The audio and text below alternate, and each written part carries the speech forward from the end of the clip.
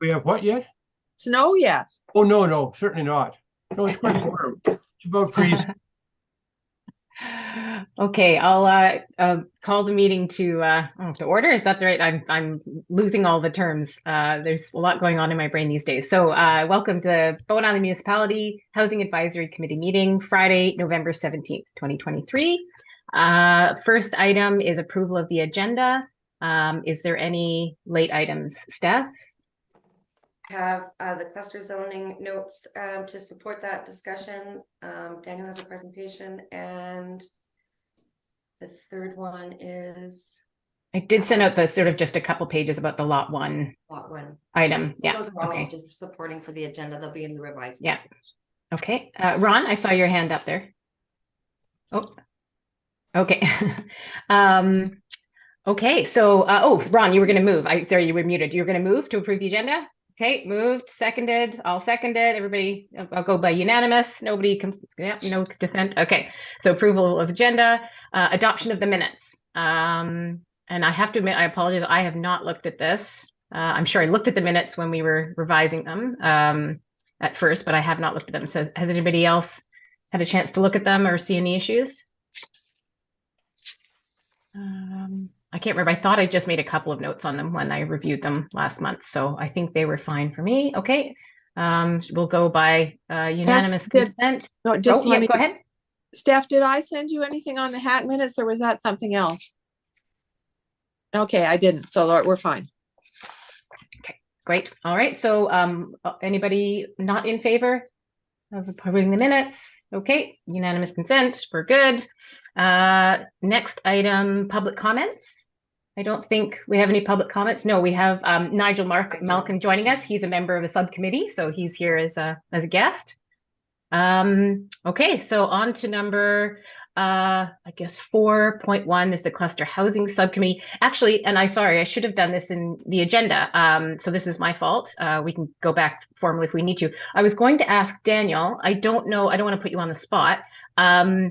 Would it be possible for you to give us a briefing on I know there's a whole bunch of things that you were going to talk about. So I don't know if it's all lumped together or if maybe just verbally you can give us a briefing on it's the small scale multi-unit homes, because I think that's sort of connected to the cluster housing. So I feel like maybe we should have just a brief synopsis of that, and then we can understand how that might work with cluster zoning. Sorry to throw you out there. Is that all right? Yeah. Okay. Yeah, so I don't know if you want to go ahead, if it's presentation, or if you want to just verbally talk about it. Up to you.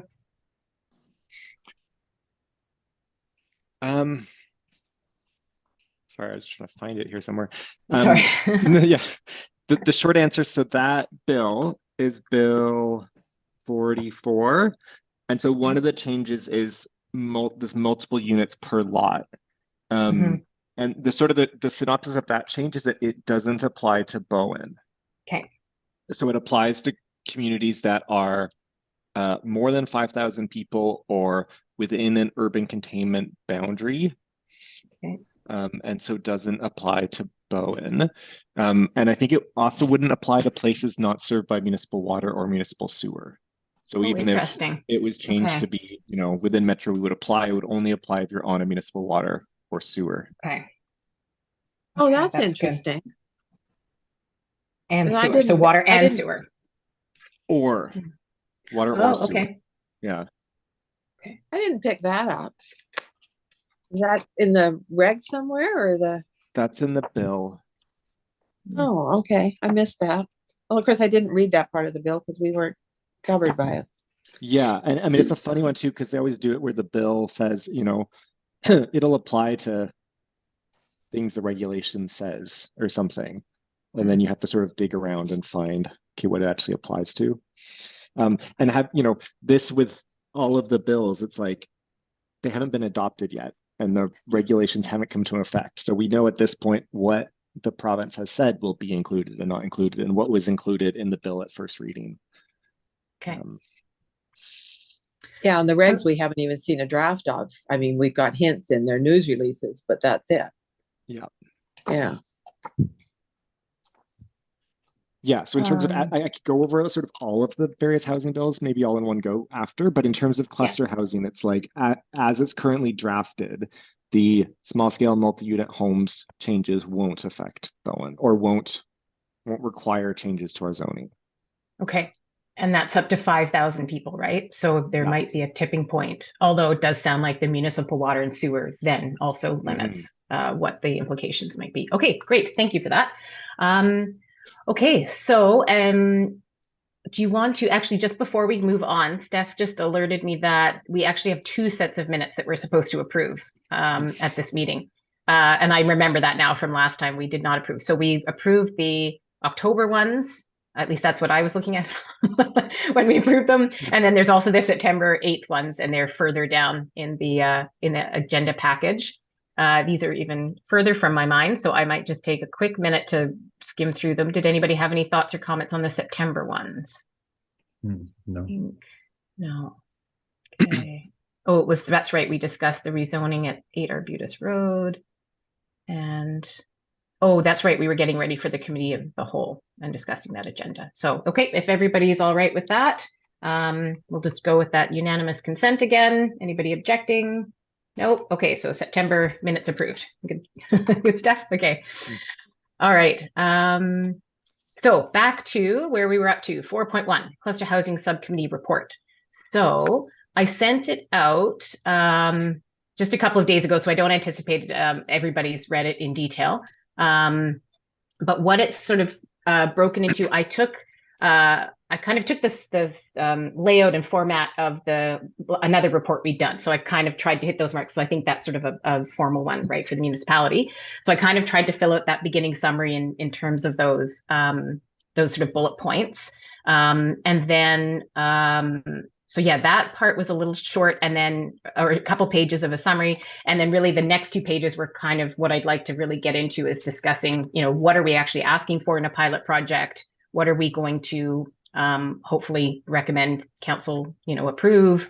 And then on a second PDF, again, if it's going to be helpful to the discussion, I sort of, we have 2 like example lots. So if it's kind of useful to the discussion to just kind of talk through, because I think sometimes talking through, you kind of come up with, oh yeah, that's another issue we hadn't thought of. So if it's useful, we have a couple of examples and we can look through those, but otherwise, yeah, maybe I'll just open the floor first to see if anybody has any initial comments. Otherwise, maybe I'll share my screen and we can kind of go through it a little bit together.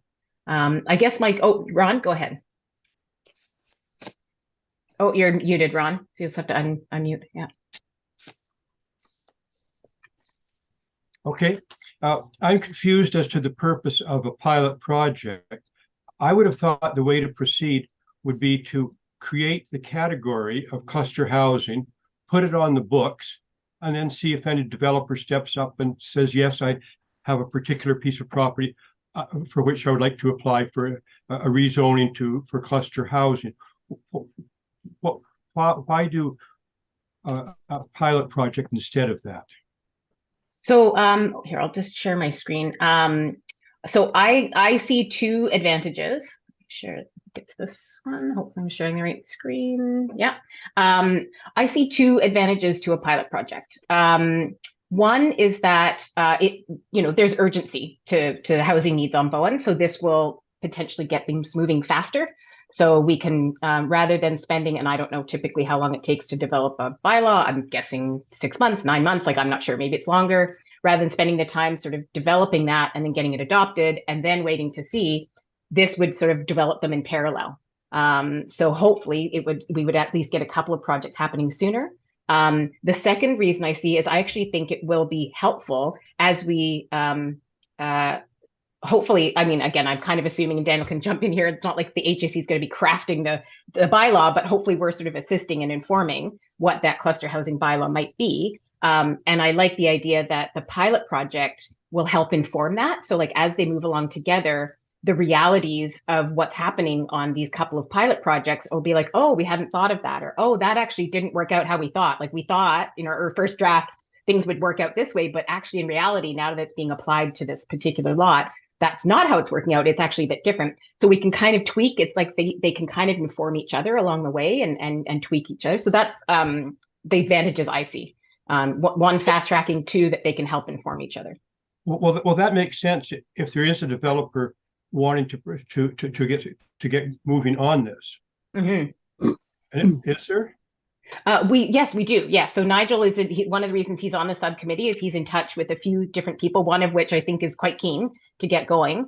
And then the idea is we'll put out an expression of interest as well to the community. Like that's one of the things we recommended. So, you know, I anecdotally know of a few people, like we just kind of put the feelers out and put it out publicly and see who might be interested in taking part. So we know at least there's one or two people out there who are keen, and hopefully there's more.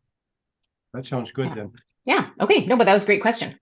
Okay. Any other initial thoughts, comments, questions before I just sort of start going through the summary here? No. Okay. I'll dive in then here. I'll try and make this a little bit bigger. I don't know how that it shows up on everybody's screens here. Okay. So, the summary. So the purpose, this report intends to outline a pilot project for cluster zoning that would launch next year, 2024, inviting landowners on Bowen Island to participate in a cooperative rezoning process in partnership with the municipality. I didn't fill in the background because I think we all kind of know the background, so that we can just fill in with facts and the cluster zoning report, and that council asked us to do this. And then this is interesting. So I'm open to feedback on this. This is just Nigel and I, and, you know, came up with sort of some suggestions. So the intended outcomes, pilot projects that some number of lots, I don't know how many, 1 to 4, I'm not quite sure, would be rezoned. Yes, Robin, if we've got comments as we go along, do you want us to throw them out now as we go along? So. Yeah, I think this can be a discussion. Yeah, go for it. Okay, well, it's just the very first one, the number of lots, 1 to 4, confused me. So I think if you said because of the intended number of properties. Okay, number of properties. Okay. Yeah, and yeah, because I was busy misking up, you know, we're going to create lots with the cluster zoning. Yeah. Okay, that makes sense. Yeah. Okay. So the number of properties, which we don't quite know the number for, we could maybe in this group discuss what would be an appropriate number, would be rezoned for a new cluster housing zone. The number of units, and I sort of put ownership because I think it's safe to say this is for ownership, not for rental, mainly intended, although we're open if that happens to show up. 20 to 40, again, very much looking for feedback. What do people think is a reasonable number of units? And it's obviously highly dependent on the number of properties. So we can talk through that in our discussion. So that's the other confusing thing.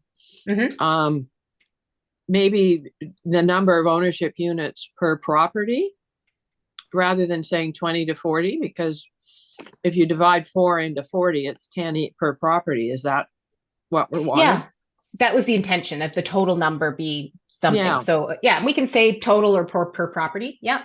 Yeah, well, I think people are going to balk at the 20 to 40, thinking it's 20 to 40 per property. Yeah, no, that's good. So we can just be clear. Yep, just clear language. That's great. Yeah. Okay. So we're thinking more total, like upwards of 40 total. So yeah, for example, if it's 3 and there's 12 each, it's 36. If there's 4 and 10, or you know, there's a variety. We don't really know, but we thought maybe it would be useful to at least have sort of a goal. So maybe it's 4 properties and up to 4 properties and up to 40 units total, something like that would be a goal. And I think it's good to just put that upset, because, you know, we wouldn't want council and the public worried that, oh my gosh, this might result in 100 units or some huge number. We sort of want to make sure it does have a bit of parameters. Yeah, that's why you just need to clarify the wording. Yep, absolutely. Yeah. And so the idea is that they would be developed over the next 2 years. So we're sort of ambitious that we want this to move quickly. And then a number, and we don't know that number yet, of those units would be non-market and with some sort of mechanism to keep them affordable in perpetuity. So I know in some conversations we sort of said, hey, can we aim for 50-50, 50 market, 50 non-market? And I just think at least we could at least have the minimum of sort of the 15%, which is the affordable housing, and a goal of 50. And I think just through the process, we have to see how that works out and what the mechanism might be. But certainly, I would say greater than 15 is a goal. So maybe we should say that. Yeah, 15%. Okay, and then the new zoning. So the idea is in parallel with the pilot project, the new zoning type would be developed and would be adopted into the zoning bylaw. Again, this language might not be appropriate, so we can edit it either together or offline. In future, this zoning could be applied for by any landowner to encourage the development of smaller, more diverse housing types. This is actually just basically cut and pasted from our report last year. But the idea is that it's by having the zoning in place, kind of like Ron was saying, by putting the zoning in place, it makes it then other people in future who want, it just lowers that barrier. There's some comfort in what they can apply for and some parameters and some, Yeah, but Robin, it doesn't speed the process up. No, at this point it doesn't. And I'm again open to that feedback. That was not on my radar about trying to speed the process up. But that's certainly something we can get. Oh, and actually this was my next point. So consideration could be given instead of a standalone zoning, adding cluster as a conditional use in existing zones, for example, under a conditional development permit process. Again, very open to feedback from planning or other people, but I think that would be the idea is through developing the cluster zoning, and we've talked about it in previous meetings, is could it be added to other zones, and those things, and it's just something you that it's like a conditional, you just apply through a development permit process or something like that. You still have to prove water, you still have to prove sewer, septic, you have to, it would have the similar guidelines, and that's to be determined.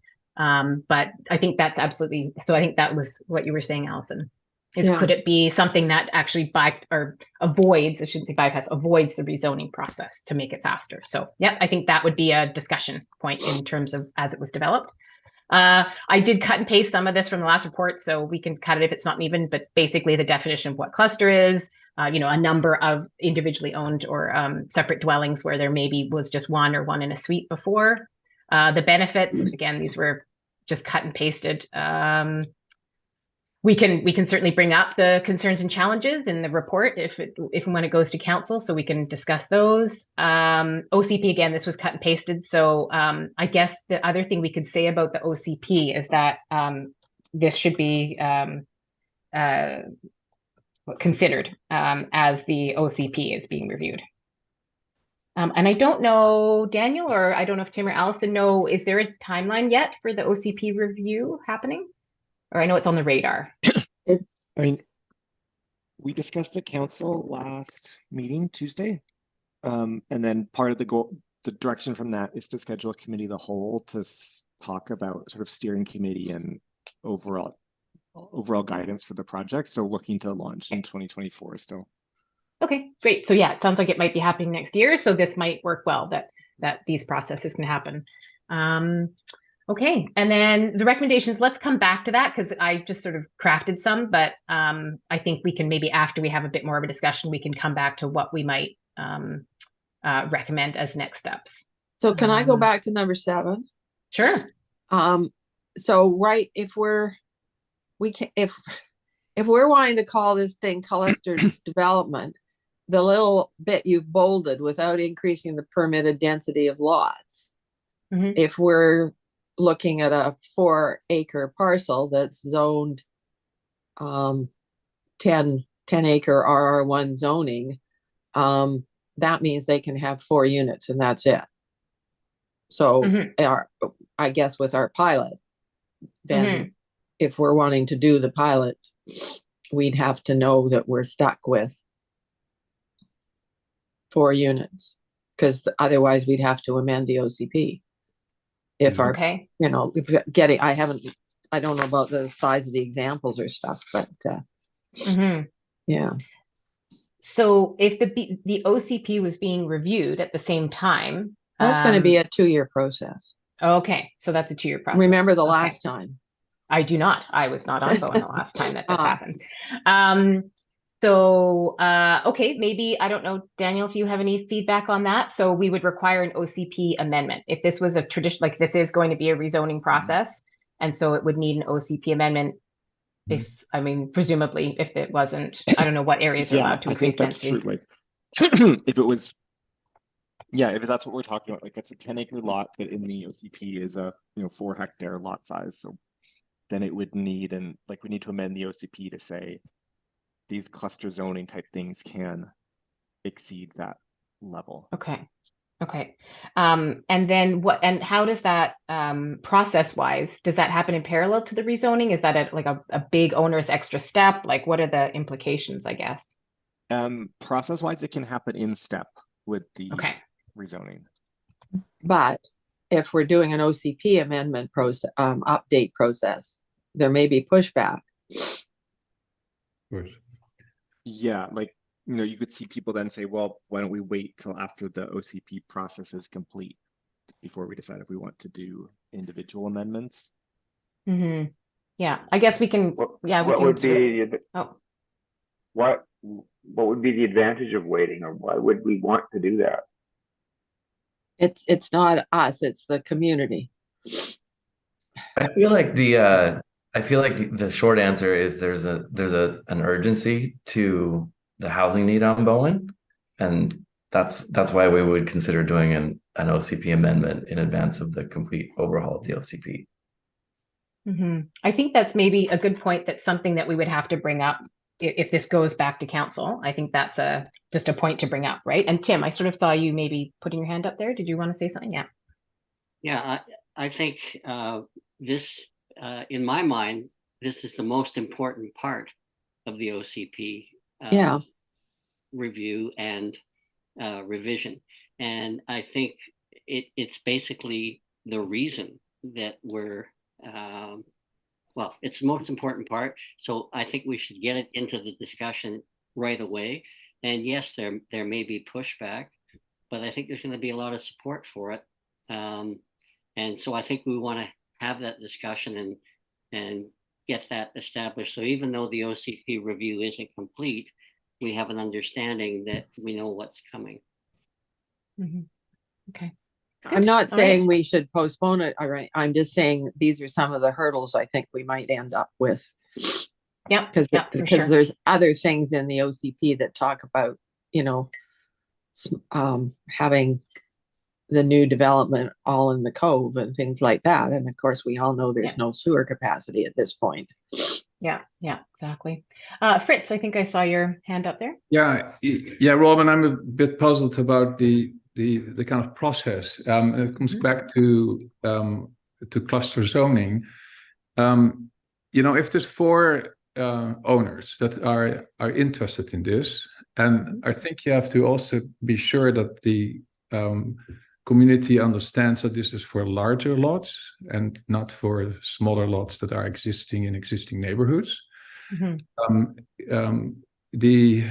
If you have 4 owners, it's very unlikely that the lots are the same size or the same configuration, the same topography. And out of that process, having 4 people that like to take an initiative, somehow the result has to be that we get one cluster zone, which can be used later for every lot. That simply cannot work. It doesn't work. What I think you should do is that, okay, we have the Bowen Island municipality is interested in getting 4 owners that step forward and say, we want to do something with our lot. Then you probably notice that each lot is completely different. And then we have, as I said in the previous meeting, we have all these vehicles in place. This to me strikes me as ideally comprehensive development zones. If you look at Bowen Island's zoning bylaw, the standard blanket zones are very limiting. They're just prescriptive. The only advantage is that they're prescriptive. If you have lots that are all the same, like, you know, take a municipality that is flat and it has 1,000 times the same rectangular lot, it works perfectly well. On Bowen, like, I don't think there's this inconsistent. You cannot get a bylaw that fits all when 4 people come forward with lots that are different. What you have to do is use comprehensive development zone. And then those ones are the unique properties. And I think that then what you get out of it is that the municipality then feels comfortable to go forward with comprehensive development zoning. Look at how many zones exist. Everything that Bowen Island lacks are on comprehensive development zones. It's unbelievable. So I think there's something that's wrong in the system. Like for what I also said earlier, which I really believe is true, is that if you have existing neighborhoods and people like their neighborhoods and you do a pilot project, then and you have a few people that come forward that are enthusiastic, they don't represent the neighborhood at all. They're just 4 people that have an idea. But if you say from what I think is important, that you give everybody that owns a lot the same opportunity to do something. If you say you can do, and that's why I gave that example of the city of Vancouver, and Mayor Leonard said, well, yeah, the city of Vancouver is not like Bowen. Well, I can tell you one thing, it's exactly the same, that it has the same problem with having endless single family, and they do know that they have to do something about it. And a few years ago, they made a really good move, intelligent, and it works, you know what I mean? So, and I think we should very clearly distinguish between existing neighborhoods. And for instance, if you have a lot, like Robin, you have a lot in existing neighborhood, and it says that you can do certain things that you, like for instance, you can have a second unit with exactly the same building massing, the same zoning restrictions as the single family home. That is not confrontational. That gives people opportunities to get something that they actually like. You know, they may not do it right away. They say, oh, you know, in the future, I may really like that. Or also, but what I also noticed is that there's a focus on, I think pilot project can actually be really dangerous because it can create a lot of fear in neighborhoods.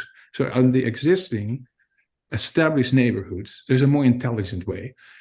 At the moment, and we noticed that, we're doing homes on Bowen Island, and they're freaking large. And the reason is that the zoning bylaw allows the houses to be large.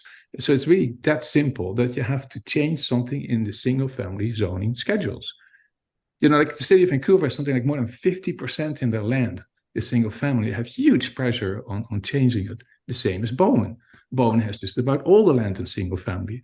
What I also noticed is that I agree with Tim that yes, there should be a focus on affordable housing and all that. But what the problem is not changing single family is that it's constantly renewing within the same formula that has been used for the last 50 or 100 years. Like if you go back to zoning bylaws, they haven't been changed, the single family zoning bylaw, for the last decades. At the moment, this major change. So then if you look at examples that are successful, you know, then why not take a look at it? And I think that if you see that if you start that you do something that is not threatening, it only gives people opportunities. That's exactly what you want. Like, I'll give you another example. At the moment, the district of North Vancouver has a maximum house size of 4,300 square feet, 400 square meters. A lot of people say that's big. Well, we have a client that has a house, existing house on it, that's larger, you know? And they would like to build a new house. And we say to them, well, you probably shouldn't do that because, you know, you lose all your square footage. Guess what they're doing, you know? So Remodeling. Well, the people say, we'll keep the existing house and we'll rather break it up in 4 units.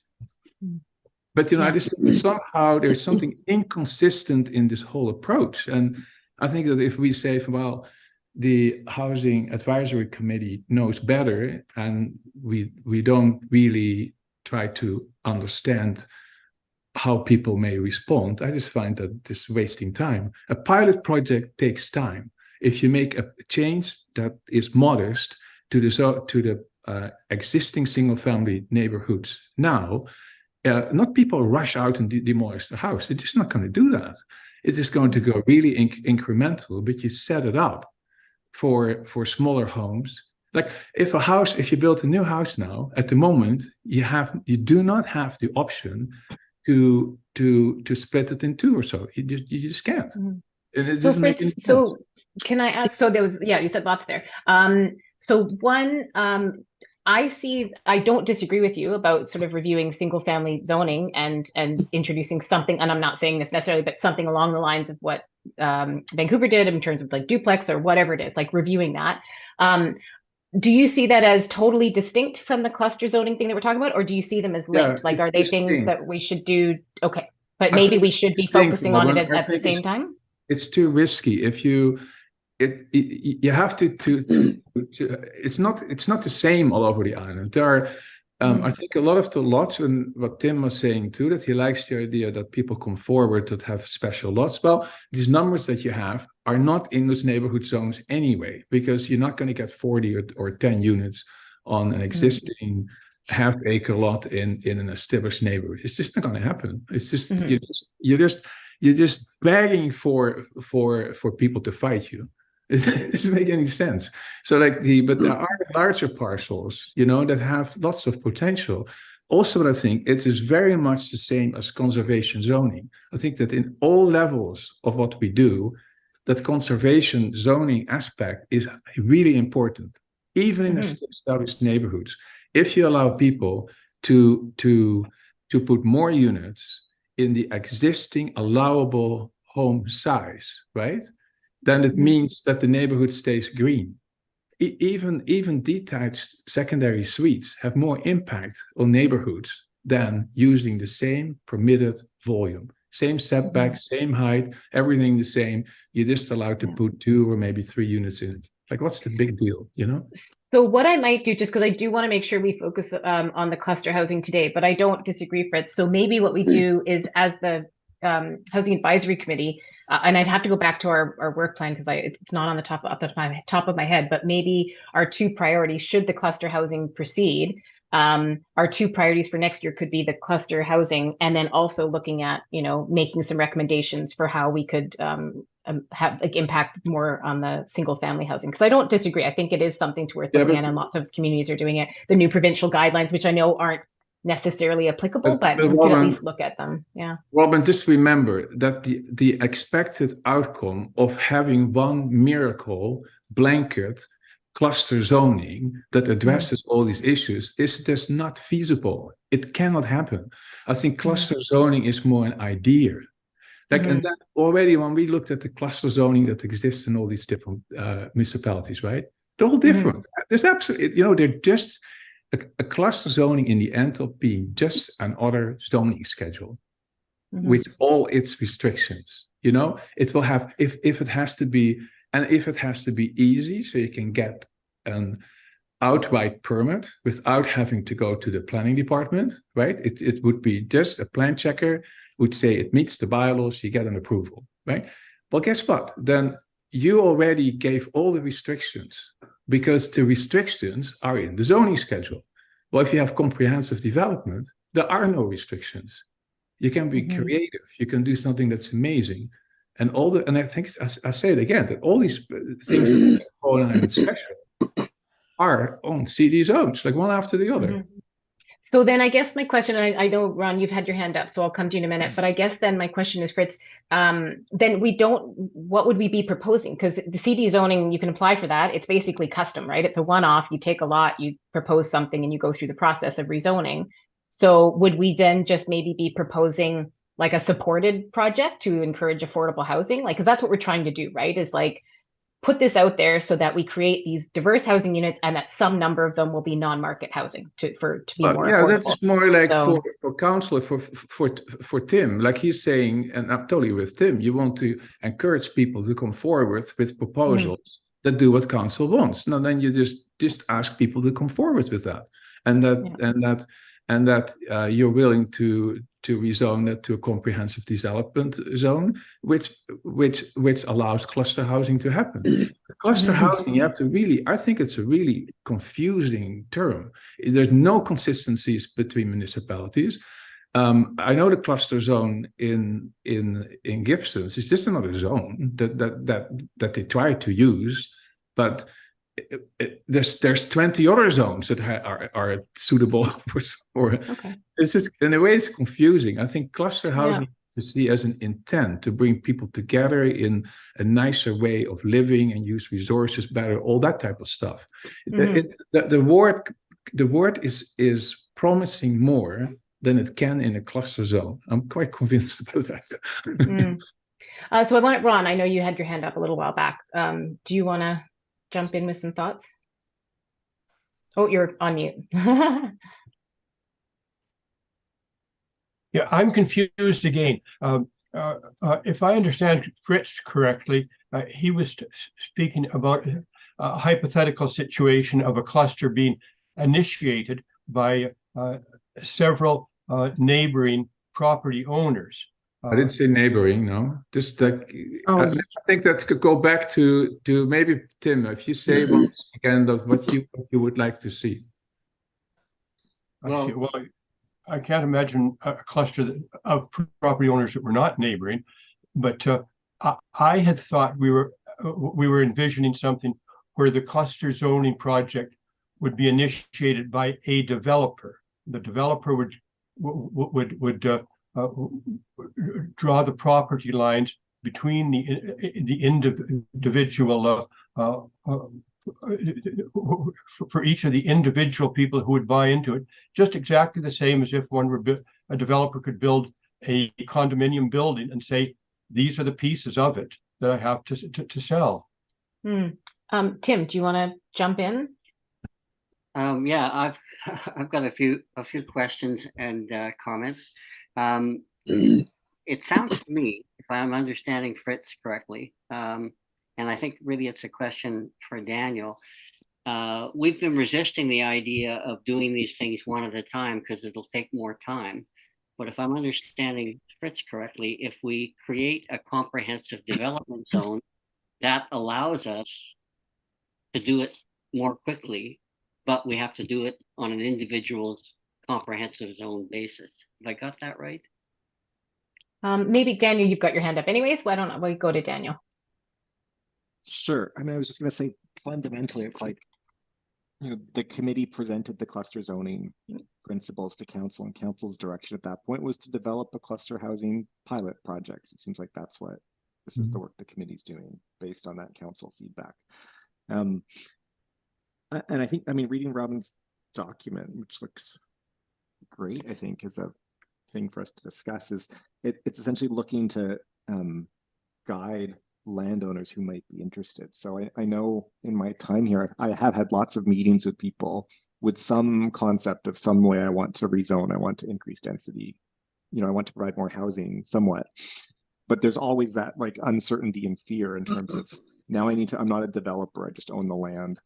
I don't know what my neighbors, I don't know what council's gonna like. I don't want to spend, you know, $4,000 to apply to rezone and all the money on application, putting it together and everything. If council's just going to say, we don't care about this, we're not going to do this. Like, that's not our vision.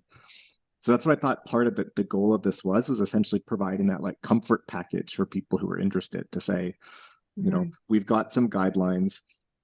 And then, so in terms of Robin's recommendation number 8, you know, issue expression of interest to invite people to say, we're actually interested in hearing about you applying to rezone your property to do this, some sort of cluster zoning where there's more housing available on the lot. So, yeah, you know, I think it's great if the focus is like supported application process. So essentially it's trying to like handhold people through the process, saying like, we've thought roughly, you know, and getting some feedback from council saying, this is roughly the parameters that we think are acceptable. So people aren't just making it up sort of as they go. Because even like I have meetings with people and they're like, well, I don't know what council and the community would like. Is it 4 units on this lot, or is it 20 units on this lot? Or, you know, like I talk to people who have a big range of stuff. So having some council conversation about it beforehand, not that, you know, obviously then it's like each rezoning process, it's like, well, council has to determine individually what is going to make sense on those properties. So maybe it ends up, they all get the same zone and we can make a cluster zone, or they each end up with their own CD zone. But I think the goal for this is trying to help those individual applications. But, you know, Danielle, what you're saying, that makes sense as well. But then you say, okay, it's a zoning schedule, and the number of units just relate to the size of the lot, like how zoning schedules normally work, right? So then you can say from about on an acreage basis, on a lot square foot basis, you can have so many units. It's just another zoning schedule, really. And then you say the house is a maximum house size. Yeah. You know, we can use maximum house sizes. That's what other municipalities do as well. So you say your maximum house size is 2,000 square feet, and you can have so many units, you know, per lot area. So if you have a lot of 1,000 square feet, or like 4,000 square feet, you can have maybe 2. And if you have a lot of 8,000 square feet, you can have 4. And then of course it's restricted by development permit zones for, you know, border and all that kind of stuff. So Allison, I think I'll go to Allison. Yeah, I'll go to. So. Yep, that's what I was going to do next. So we'll go to Allison. All right, You're well, still there, Allison? Yeah. Yeah, I'm still here, but I'm also starting to walk out the door. Okay. I guess the issue to me is all the rezonings we've done lately have been cluster zonings, where the housing is one area, and I mean, they've been big pieces of property. But if you look at the last one, the Grafton Lake lands, there's huge areas of parkland, and the houses are clustered in a couple of areas. Mhm. Yeah. So Conservation zoning. There you go. Yeah, yeah. yeah, so I Okay. guess what I was hoping for was something that, you know, people with maybe 2 or 3 acre lots could add. You know, I'm thinking like the duplexes up in Kate's Hill were a huge success. Yeah. Mhm. You know, Mhm. they were sold out instantly. So, you know, allowing duplexes on lots of certain sizes or something like that, I mean, that's cluster zoning in a way, and allowing somebody who's got a 5 acre piece to do like the province is saying, you know, Mhm. I mean, I'm starting to wonder if we shouldn't just be trying to mirror what the province is allowing. Mm. Yeah. So I think so thank you everybody for your comments, and especially Daniel, I really liked how you summarized it because I think you really hit it home. So maybe what we need to do is really is sort of change the language of what we're doing.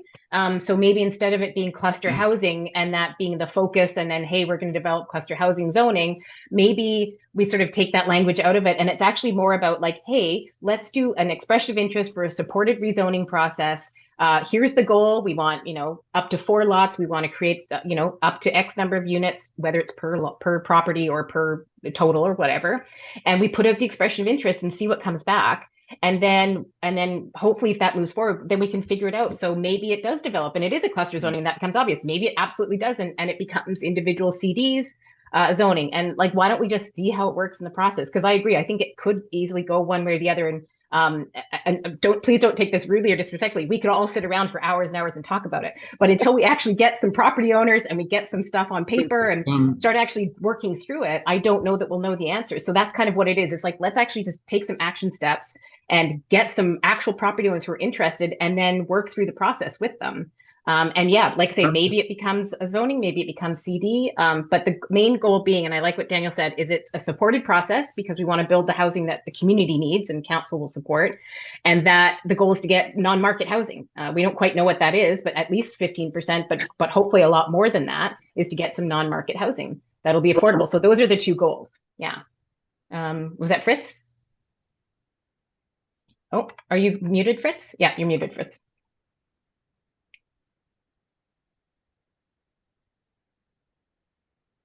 Yeah. So what Daniel was saying, that it's good that you have something that gives clear direction and people don't have to, they can actually move forward.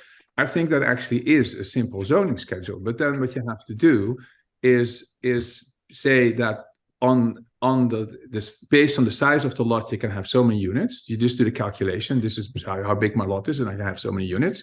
And then you say there's a maximum house size, and then you say what the expected variety of home sizes are. Now, then if you give it to people, they come back, and believe me, they will respond. So why don't we do that? Like, why don't we put out the expression of interest and see what comes back? Like, I don't know if they're 10-acre parcels, or like, say maybe somebody's got a home in a neighborhood that they want to make a duplex. Like, should we just open that up? Should we hear from them and at least just see what comes back? And then we can make a decision as to, you know, what we recommend, or yeah. So I think I would like to keep this as open as possible. I don't want it to be so narrow until we kind of put it out to the community and see what the expression of interest is, see what the comments are. And then I think once we actually have those, we as a group can work through them, and then we can obviously with Daniels and everybody, and then we can go back to council and say, hey, okay, we've got these 3 lots. They're this size, there's these things. One's a small lot that wants a duplex, one's a huge lot that wants 20 units in like a, you know, conservation development cluster zone, one's this thing. Let's see what comes back. It's so hard to say at this stage. I want to make sure we'll like go ahead, Fritz, but I do want to hear a bit. Like Greg, we haven't heard too much from, and Tim either. So I just want to make sure we can hear from everybody. But go ahead, Fritz. Now, I just want to ask Danielle if then you would use something like spot zoning.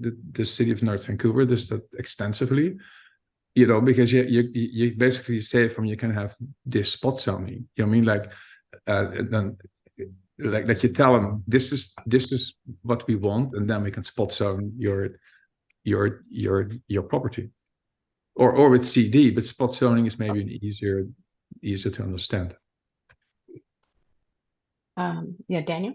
I mean, like to some extent, how our zoning bylaw works, it's kind of 6 of 1. Like I know the community at various times has talked about either, we adopt the goal is to adopt a zone that sits in our zoning, like our land use bylaw, that then people could apply to rezone to. I mean, or we have guidelines that we develop, then each person rezones to be that CD zone, and it's CD whatever 23 cluster zoning, but then maybe it gets ends up getting tweaked each time, and gets a new CD zone based on individual things.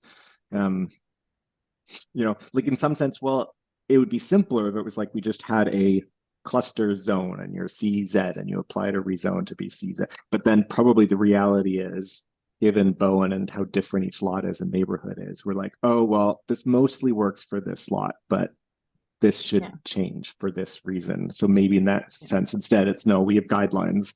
So you apply to be a CD zone to meet this guidelines. But then we're saying, okay, well, and then based on your lot, it ends up being zoned as this. It makes slightly more work because you're sort of tweaking each bylaw or for each lot, but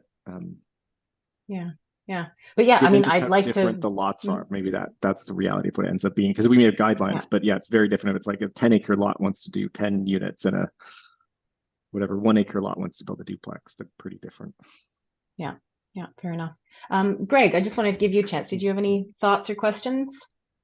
No, I've enjoyed the discussion, and I think everyone's on the same page as far as what is wanted and what is needed, and the idea of moving forward in some way, shape, or form, as opposed to continuing to have discussions about moving forward, is important. And I see the challenges to the structure of the rezoning process. There needs to be flexibility and change brought into the process, and that's what we're doing. We're trying to figure out how to do that. And I like the idea, and I support the idea of trying to create a situation where we're actually dealing with a concrete set of facts. Like a developer with this piece of land doing this many units. Okay, let's deal with that. And then here's someone else with a different size. Let's invite them and bring it forward and see what comes out of that. And I think just in doing all of that, you'll create the momentum that is necessary at this point to move us down this river of change that we're on. Yeah, thanks, Greg. I think that's really well said. So I'm hearing from everybody that maybe what it is we sort of just tweak the language. So it's really about creating like an invitation for a supported process with the goal of creating non-market units. And we can make reference to a potential future cluster bylaw might be, or a potential outcome might be a particular bylaw or something like that. We can kind of tweak the language, but maybe we just try not to be too restrictive. Because I'm hearing what you're saying. It might be a particular zone, it might be an adaptation of existing ones, or it might be a CD zone. So let's just leave that open. We don't have to make that decision. I think at this early stage, let's put the invitation out there. Let's see what comes back, and then we can kind of work with those individual projects and then see what the outcome is. And it might just be hopefully fairly obvious as we move through the process what the outcome will be towards. But if the goal is a supported process so that people who might otherwise be a little nervous or might not have the means or resources to come forward, they're going to be through a supported process. And then with the goal of making non-market housing, some percentage of non-market housing. Those are really the two overarching things. Is there any final thoughts, Tim? I just want to make sure to give you a chance. Yeah. So I think we need to recognize here, first of all, this conversation has been very constructive. I think we are all essentially on the same page. We're just trying to figure out how to do it. But one thing we need to recognize here is I don't think we're talking about developers here. Developers are not going to come forward looking at an opportunity to build 15 to 50% non-market units. There's not going to be the incentive for them. What we're looking for here, and I think what we have in the community, is landowners who would like to use the leverage of their large lot to help solve the housing issue. They don't want to lose money on that, but if we have a cost-effective process that allows them to do it, the discussion initially in the supportive discussion needs to be, okay, how can we make this work so that we get some non-market units? And in the process of that, we can talk about how many for what size of lot.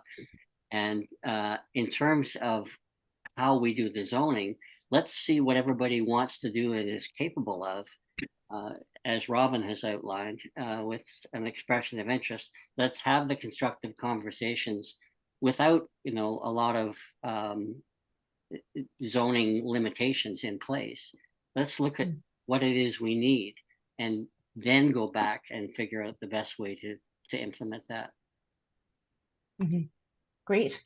Okay, so Fritz, last thoughts, and then I think Steph's going to share her screen. She's written something up. This one thing for Tim. I mean, I think we all agree that non-market housing is one of our objectives, but the other objective from the Housing Advisory Committee is to make sure that the island as a whole develops with smaller forms of housing, which would be less expensive.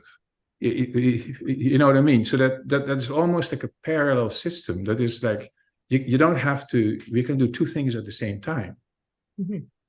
Yeah, absolutely. And I think that's why the idea of this being a supported process. So the municipality, which is the entire community, would be assisting in this process and providing resources to shepherd the process through, with the idea being that they're getting something out of it, like the housing that the community needs, like and it's non-market, and agreed, Fritz, it's like diverse, smaller options, because inherently those are going to be more affordable than single family homes. And then if the non-market ones also come online, if we can maximize those, whatever makes sense in terms of feasibility. Yeah. Okay, so Steph, sorry, did you say that you maybe have crafted something you want to share? I've taken what you had in your report. I just changed the language a little bit for my practice. And then I'm just highlighting, maybe, am I hearing that maybe we don't want to use the word cluster housing, but want to keep the main elements of the EOI supported application, EOI. Well, why don't we read through this, so that the Housing Advisory Committee recommend council approve and let's wordsmith that in a minute, the pilot project, as presented and amended, that council and staff and as we work together to create and issue an expression of interest to invite landowners to apply to be included in the pilot project, offer a supported application process for these rezoning proposals with supports that include, for example, waiving, reducing, or deferring application fees until the rezoning is successful, create a work plan and timeline for the project, which includes community engagement, and report back to council in early 2024 with an updated report, which includes work plan, timeline, and EOI responses. I think that sounds pretty good. I did have some questions. I know we're sort of wrapping up discussion, but maybe quickly, Daniel, are those reasonable things to ask for out of a supported process? That was going to be one of my questions, is like, what is and we can also do this offline, but I guess if we're passing this recommendation, we should discuss it now. What is a reasonable thing to ask of council, the municipality, in terms of the support we can receive? Or we can offer, I should say, the support we could offer. Reduced fees, deferred fees, waived, what else? I don't know if there's anything else. I mean, the easiest way to say it's reduced fees is if, 4 people apply together and split the fee. And we say, well, it's still the $4,000, but you're each paying $1,000 and it's considered a joint application. Okay. That doesn't require actual council direction to waive fees, and it doesn't require a bylaw change or anything. Okay. That's probably the most straightforward. Otherwise it gets hard, because then I start going, well, there's still, at the end of the day, it's it's a cost and it's staff time and it's generating multiple lots for them. And oh yeah, exactly. So that's why I was sort of wondering, part of this for sure is the financial aspect of it, right? Is that landowners are going to get a financial benefit. The community is going to get something because they're getting non-market housing, and there's got to be a balance between those two, I think. So I think that's definitely to be explored, and would have to be pretty transparent in the process. But okay, so maybe the simplest thing to say is, the supported project or split application fees as a joint submission or something. Is that the language? Stuff's just bringing it up here. Yeah, and in part, I would say it's the supported application process is almost, initial committee feedback and support or something. In some sense, that's what the support is council endorsement of the principle of it, and that you're going to be like collaboratively working with the committee through it. So to give, you know, the sense that they're not just in it, like coming forward on their own as sort of the like antagonistic developer proposing something, but that it is a collaborative process. Okay. So support, like, And then maybe sharing application fees, something like that. Yeah. what is that? What are we saying? Pre-support? Like, what is the word I'm looking for? Or like, I'd say something like endorsing general principles or something, because council can't, like council can't pre-support. It's, I guess, the issue. Yeah. It's like they can't Okay. better. Yeah. They can say we love the idea in principle, but we need to see how it looks on this lot. Option to split Yeah, to or share share, whatever, share application fee. And the waiving is not a thing, do I know? Not waiving, sorry, deferring. Yeah. Deferring. I know waiving is Not simply. Like we can through like collaborative project services agreement, I think. And council's done it for like actual nonprofit housing developments. But that's the like when it's supposed to happen. Okay. Bye-bye. So maybe I mean, I don't know, maybe, is it appropriate to ask maybe Tim or Allison? I'm not sure if you can talk. Do you have any thoughts as counselors on that? Like, is that like waiving the fees if it's more steps, or allowing them to split the fee? Like, is that something that you think will be important in this? I think this really relies more on the planning department and this committee. Council, what works for council is you bring forward something, and if it sounds good, you know, then we can make the decision. But when you ask council to actually make the recommendation, it's much harder, obviously, because it needs this kind of discussion, which we don't normally get at the council table. Yeah. Okay. Allison, I'm not sure if you're able to talk or if you have any thoughts. Can't hear anything? No? Okay. So Daniel, does this look good then? So supports include, for example, HAC and council endorsements of general principles and option to share application fees. Does that seem reasonable? Yeah. Okay. Maybe application costs? No. Yeah, fees. That's fine. Yeah, let's say fees. Yeah, because I think cost exactly will depend on each land. Okay, so create a work plan and timeline for the project, which includes community engagement, and report back to council in early 2024 with an updated report, which includes a work plan, timeline, and EOI responses. I think that sounds reasonable. I can't see anything that's missing. So if we want to just wordsmith, I'm tempted to just leave it as cluster housing zoning project, only because that's what it's been to date, and that's what council's expecting. And you know, like it's just easy language. And I know we can wordsmith it later, but certainly as we move through it, it can evolve from cluster housing to something else. And I think that would be how we craft the expression of interest, to make it clear that this is about creating, you know, affordable, diverse housing types. You know, trying to be a bit innovative in our zoning to try and create those things. So if everyone's okay with that, just kind of leaving the language as is for now, knowing that we'll tweak it as we move through the process. And it's not specific to cluster zoning necessarily, but it's that principle. I guess that you're right, as Fritz was saying, it's really the principle of cluster zoning that we're probably sort of going after. Okay, great. So could we have somebody? Yeah, Nigel, I'll give you a minute just if you wanted to say a couple things. I just wanted to say, if we're hoping to have shortlisted stuff by sort of early Q1, we might want to wordsmith that EOI thing, just to say we're asking council to vote on this, and that it goes up on the BIM website sort of within a few days of their approval, if they approve it. Just so that the interested parties can have a bit of time to process it and send us an EOI letter. Yeah, I think that would be, if council approves this, I think then it would be up to staff and the Housing Advisory Committee then to issue the expression of interest. Is that right, Daniel, Steph? With that, like the wording and the time? Yeah, so I guess you're right. It's like if this goes to council, so it wouldn't go on the 20th. It's not going to go to council for the December 11th council meeting. Okay. So okay.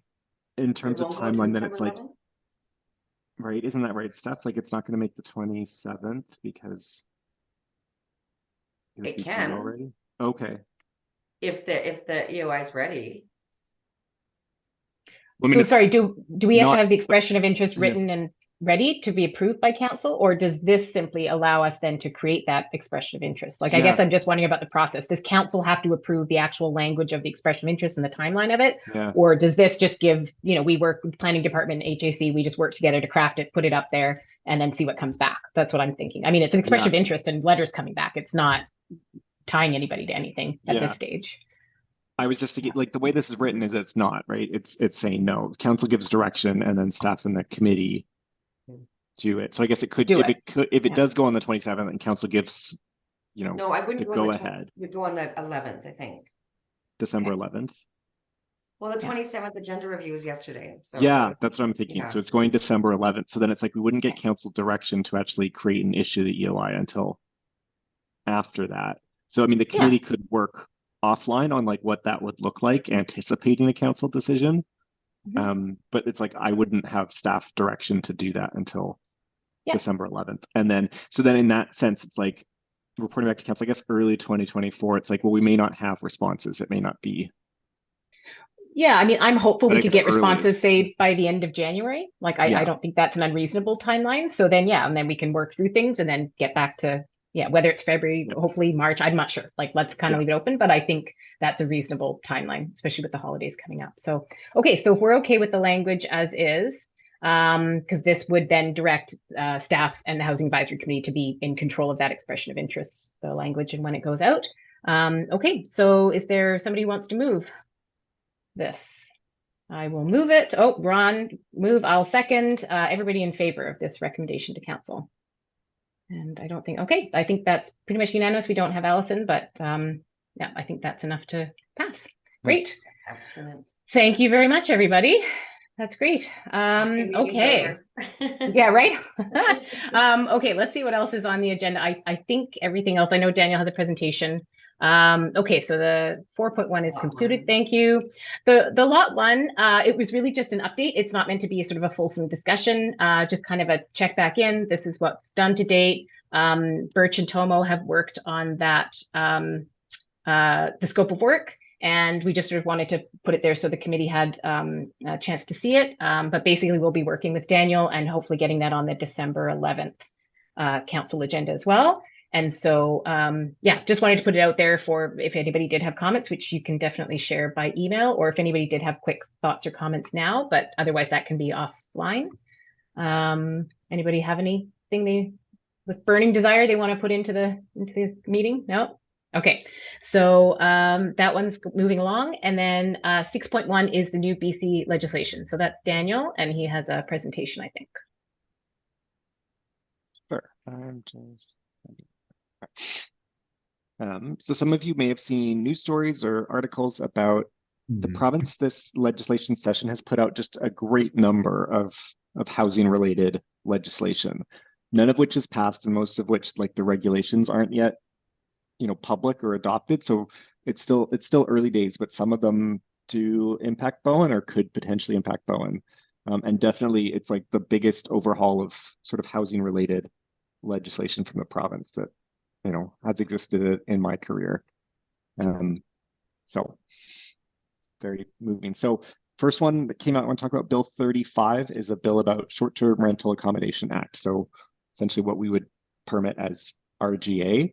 And the main part of this one, it doesn't apply to Bowen, again, because of our size, but they are essentially bringing in a regulation that to short-term rental a property, it either has to be the host's principal residence or a secondary suite or accessory dwelling unit on the property. So this would apply in all larger municipalities across BC. And so our current regulations are just that like you could, if you owned a property on Bowen that you resided in some of the time, you would be free to rent it as a short-term rental for 120 days, regardless of whether or not it's your principal residence or a suite on the property. And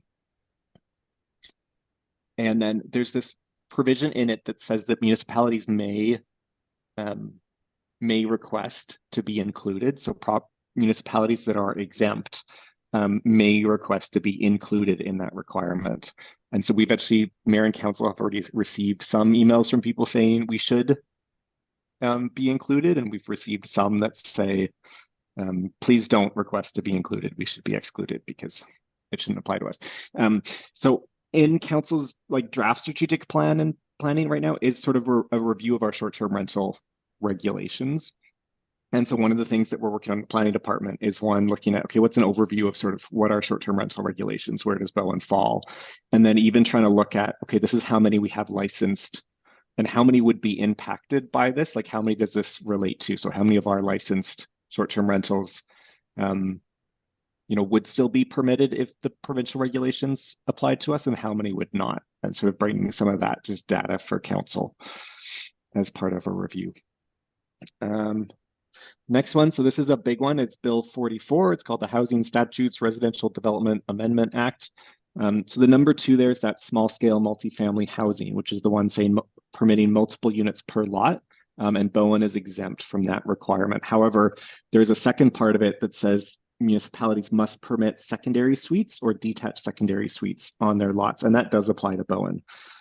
So we permit secondary suites or detached secondary suites on the majority of lots on Bowen, but not all lots. And so we've started at the planning department to review all of our zones, and then we'll be bringing something to council to say these are the zones that don't permit secondary suites, and looking to amend our land use bylaw to come into compliance. So there's a couple zones that don't permit secondary suites at all, and there's a couple zones where they permit a lesser number of secondary suites. So the CD zone says you can have, and I don't know the numbers, but let's say a CD zone says you can have 10 lots, but you can only have 6 secondary suites. So it's like some of the lots if the development can have secondary suites. The provincial legislation would say that's not allowed. We have to allow them on every lot. And then with the secondary suite changes, one thing that our building inspector has been promoting is that it used to be in BC, the BC building code had a maximum size for an attached secondary suite of 90 square meters. And that got removed in, I think, 2018 updates to the code, but it's still in our land use bylaw. So something that staff will be bringing to council for consideration, and maybe for the Housing Advisory Committee, is changing that maximum size for an attached secondary suite. So it could be moving it to be the maximum that we allow in detached secondary suites, for example. So you could have a 3-bedroom attached secondary suite, or it could be going as far as just to remove it and saying, you're allowed a dwelling, you're allowed this much floor area, and however you want to divide it internally, it's up to you. So things for the committee to think about. And then the other ones actually have quite significant changes too, especially as we're looking at an OCP project. So the first one says that municipalities in doing an OCP have to do a housing needs report that shows that a 20-year total number of housing units that are projected to be needed in the municipality to provide housing.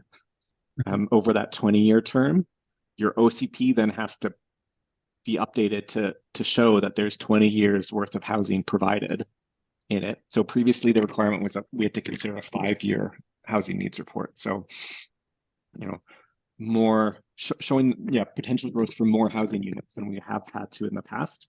And then the other one is then municipalities must update their zoning bylaw to permit those units that are outlined in the OCP. So that's a hugely significant change. In the past, the approach has always been, well, you update your OCP to show where it can go, and then individual landowners then apply to rezone their individual lots to meet OCP density. And the municipality at that point is trying to take amenities through the rezoning process. And this is trying to essentially remove that tool and, streamline the route for, for housing to be provided in communities. And then the third one is that there's changes to the public hearing regulations. So it used to be initially, it was like you had to hold a public hearing for a zoning bylaw. And then recently it had changed to that you didn't have to hold a public hearing if it was consistent with the OCP. Well, now the proposed change is that if the rezoning is consistent with the OCP, municipalities may not hold a public hearing for the rezoning if it's a residential rezoning and there's some definition about, you know, like if half the floor area in the rezoning is for residential uses, that there's no public hearing. So that has a pretty big change in just terms of how a rezoning application works, and how the feedback works, and it helps. I think it's trying to, you know, streamline the process for people. There's a Bill 46 that's all about development financing. So it expands what a can be included in a development cost charge bylaw. So primarily including fire protection and police in a DCC bylaw. And then it adds this category that's called an amenity cost charge, which would be established by bylaw and means that there could be an amenity cost charge on a subdivision or building bylaw. So it talks about community centers, recreational facilities, libraries, daycares, and then public square. And this is in part, I think, the province trying to crack down on the process of seeking amenity contributions through rezonings, which are sort of open-ended and negotiated based on each individual rezoning. And instead it's saying, no, you have to establish it by bylaw. It doesn't happen at a rezoning, it happens like through a subdivision. So instead of, like we have had one rezoning that actually does provide a cash contribution to the community center, you know, capital reserve fund. So instead it's like a municipality would have to say, well, for every 5,000 people that join the community, we want to build a community center and it costs this much. And so each lot that is created will pay this much. And then we sort of save for it over time, versus trying to see in each rezoning how much could be gained. The big question for me for it is that it doesn't include, you know, contribution to housing reserve fund. Yeah. And so how some of these work in relation to our affordable housing policy is a question for me. Yeah. And then the last one is that there's a Bill 47 specifies transit-oriented areas and has minimum densities that are permitted around these transit-oriented areas. But at this point, the bill says, you know, a transit station means a prescribed bus stop, bus exchange, passenger rail station, or other transit facility. And so it's a little unclear exactly what they would be. Like it says the lieutenant governor can make regulations respecting a transit-oriented area, so defining a transit-oriented area. So, you know, it's pretty easy to go initially and go like, well, obviously it means SkyTrain stations and it means C-bus stations, but what's the threshold? And it also says you can't have parking requirements around a transit station. So essentially trying to force transit-oriented development. And then there's sort of minimum density permitted around transit-oriented areas. And so what caught my eye is just the idea that, you know, what would a bus exchange be? What's the threshold for a bus exchange? And essentially, would Snug Cove qualify as a bus exchange by this zoning? And if that's the case, then it would fall under this 1B bus exchange in Metro Vancouver. So within 400 meters, it would say the minimum allowable height would be 8 stories, and up to 3 FAR. I don't think the province would define it as broadly as including Snug Cove, but until we see the regulations, I'm not totally sure. Yeah, so that was sort of the brief overview. So the immediate takeaway I have is changes to secondary suites, review of short-term rental about consideration of opting in, changes through the OCB process will be changes to the housing needs report, and depending what that sort of 20-year projection of housing units is, you know, may or may not be significant changes. Like I'm aware our current OCP has policies in it that says we're not supposed to exceed the total number of residential units that were proposed in the 1996 OCP. Exactly. And so it's sort of a question for me, and like, you know, a coming sort of thing is like, how does that regulation that we have to provide show the 20 years worth of housing, if that comes in conflict with like Island's trust policies and guidance, which wins, which triumphs, but until I actually have a 20-year projection, it's hard to tell that it is a conflict, but it's a potential conflict. Nigel. A question. Does the legislation contemplate the idea of stratification when they deal with detached or attached secondary dwellings. The reason I ask is it seems like that's allowable in a lot of places, and the uptake isn't as great as it could be. And yet, if they were allowed to be stratified, I think a lot more people would be building, in particular, detached secondary dwellings, if it could have a separate PID and be sold separately. Yeah, I'm just reading it. To permit the use and density to accommodate one or both, at least one additional housing unit within a detached dwelling that would otherwise be a single-family dwelling, at least one additional housing unit within another building on the same parcel or parcels of land on which a detached single-family. So it doesn't specify, I think, that it is rental or purchased. Okay. Okay, that's great. Thank you, Daniel. And I think it'll be interesting if we do proceed with the pilot project or any other review next year of kind of the bylaws and the zonings. I think it'd be interesting to just at least look at those provincial guidelines and see if there's anything we'd want to incorporate or keep those for sure in mind. It's true. Okay. In terms of cluster zoning, sorry, just last thing, the yeah. province had yesterday put out essentially seeking a contractor to come up with like pre-approved designs for those small, what are they calling them, small scale multi-family housing. Yeah. And that might be interesting too in terms of the cluster development, is that, well, it doesn't necessarily apply to us, but if the province says here are pre-approved plans to build 4 units on a standard property size, well, maybe that's great. And we say, okay, that's a great thing for a cluster. We don't have to permit them everywhere, but this typology seems to fit, and it would fit on a lot of up to whatever size or something like that. It might be a, I'll keep monitoring it because it may be relevant.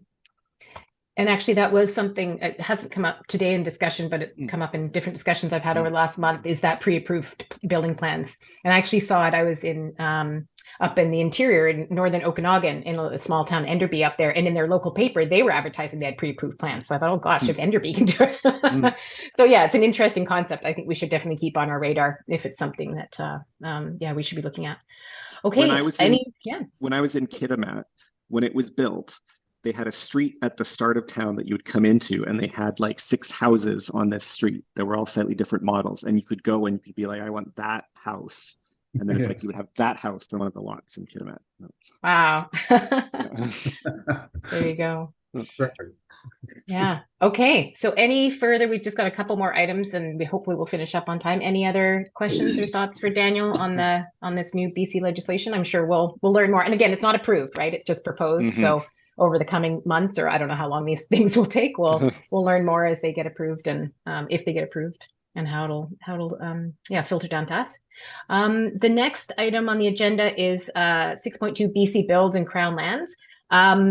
I don't have a ton to say of this, except this is something Nigel brought to my attention. And so he and I kind of on the subcommittee of working on cluster housing also kind of did this, and I think with Daniel and Loop as well. So we had a conversation with, and I'm not going to remember her name. Do you remember her name? Lisa Helps. She's the former Lisa Helps. of Victoria. Yeah. Okay. So Lisa Helps, who's now in government in charge of this new program. I don't know, Daniel, if you know more about it than I do, but basically, I think they're saying that if there's Crown land that's out there and could be built on, that they're trying to put a process in place for municipalities to, I guess, essentially apply to use it for housing. I think that's the idea. So we had a nice conversation with her. There's a few lots that I think have in general been identified on Bowen as potential. And I think the next steps, and Daniel, I'm not sure if you've had separate conversations or what it is, but basically the next step, I think, is essentially the municipality, mayor and council have to initiate. They have to essentially write a letter to whoever it is, we figure out who that person is, and say, hey, we've identified this Crown land within our municipality. We'd like to start the discussion with you about it. And then I believe then the province takes the lead, especially to do with First Nations and Indigenous relations. They sort of start talking to the nations and doing that kind of work. But I think it sounds like it's a fairly long process, and it's also kind of new. So I guess we just wanted to bring it to everybody's attention. I don't know, Daniel, if that's something we can either right now or maybe at our next meeting, we can put together a recommendation or a resolution for that to action. Because I mean, basically it's just a letter to say, hey, here's this land and we'd like to kind of start a discussion about it. Allison, yeah. I guess my question would be, what would be the purpose of getting the land? I mean, we can't seem to get something built on land we've already got. So what's the point of going through a process and using up staff time to get the use of a piece of crown land unless it's prime right in the middle of somewhere? Well, I think it's probably pretty minimal staff time at this stage, although Daniel, jump in if I'm wrong, because at this stage, I think it's basically just land has been identified, it's writing a letter of request to them, and then they kind of take the lead on it. And so I think the more land we can get for housing in future, the better. I mean, even if it takes 3, 4, 5 years, that's another piece of land we have in 5 years that we could use potentially for housing. So I know it's a bit of a struggle right now in the models that we've been working on, but I'm optimistic that in the coming years, the Housing Reserve Fund's going to be, actually have some money in it. And I'm optimistic that we'll get, whether it's Birch or some other nonprofit, will actually start to, take a more active role in developing and doing that. So I think the more land we can get, the better. And it's just a great program that I think, from what I understand at this point to begin with, is pretty minimal staff effort and council effort. Okay, Yeah. but I guess the reason I'm asking is if I were the Crown and thinking of, the free Crown grant process that we went through for Ferry Fen, and what I've seen with some of the other places, you've sort of got to have a specific project in mind. Something not just we want this for future use for community. So it might be worthwhile for Daniel to have a conversation with staff at Crown Lands or whoever's doing Crown Land leases now, because everything I've read, when you want to get land from the Crown, either a free Crown grant or a Crown lease, you've got to have a pretty specific project. So yeah, this is a very specific program under BC Builds. Like basically they're putting the call out to municipalities, from everything I understand, for this program. So it's a very specific thing I think we'd be kind of responding to. It's not us just, like writing them a letter. So yeah, maybe why don't we leave that out there? Maybe we won't do anything this meeting. Why don't we put it on the agenda for next meeting? And that'll give everybody a bit of time we can figure out what what all the parameters are, and if it is worthwhile, if it is worthwhile pursuing. Can I just leave a little bit of food for thought? So the BC Builds program is specifically for housing. So they're inviting people to apply for Crown land to be used for affordable housing. And if we're able to give people the land effectively at no cost, I won't say for free, but at no cost, you can bring the housing cost down by a quarter to a third. And that creates a form of non-market housing, and we can put covenants on that housing that keep it affordable in perpetuity. So it's very much about housing, and that's what they're inviting. And there are 3 or 4 Crown land parcels on Bowen that would be perfect for that use case. Mm-hmm. And so I think it would be that we'd have to, if it came to fruition, it would have to be either an established nonprofit or partnerships would have to be made to develop the housing. Yeah. So great. Okay. So maybe Steph, let's add that to the agenda. We'll kind of keep that discussion going and maybe have a recommendation for next time. And then, sorry, we've only got a couple minutes left. Is there council and staff updates 7.1, the meeting, council meeting from November 14th, and streamlining the delivery of rental housing? Is that? Yeah, I think just the update is that we received a letter from Metro Vancouver, so municipalities, looking for local government champions on a project to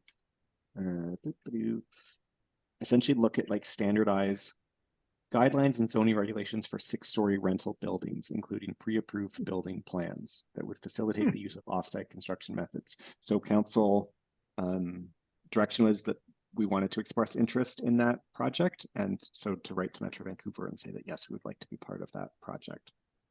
Okay, great. Yeah, sounds good. Anything else, Tim or Allison, from council updates in the last couple minutes we have? Don't think so. Okay, great. Actually, yeah, Tim, have you got anything? I was just gonna ask quickly about the strategic plan. I've forgotten where you're up to. Has those sessions are complete? And I see in the information items we've got the strategic plan here. That's last year's island plan, isn't it? Yeah. Is it? Yeah, okay, Yeah. Okay. We're having a workshop coming up on the. okay, on- great. on That's prior still, to that's still in the works. Great, okay. Tim, sorry, was there anything you wanted to add? No, No, okay, great. Well, then maybe before we go, we'll look at calendars because I don't think that we have another meeting in the books. Unless anybody feels really strongly, I feel like we could probably skip December. I think there's enough going on, and offline we have work with the cluster housing and the other stuff to get those, work with Daniel to get those on the council agenda for December. So if everybody's okay with us reconvening in January, there'll be work to do. I mean, obviously work can happen offline, but just as a committee, does that work for everybody? Yeah. Yep. And if we stick with Friday, so Steph, I'll leave it to you to suggest some dates and times Fridays in January with your availability, and Yeah. can we do it now or yeah? We do a couple shots now. Yeah. Friday the 19th. Oh, I think I'm looking at the wrong. So Oh, Friday I'm the looking at the wrong 12th. thing. Yeah.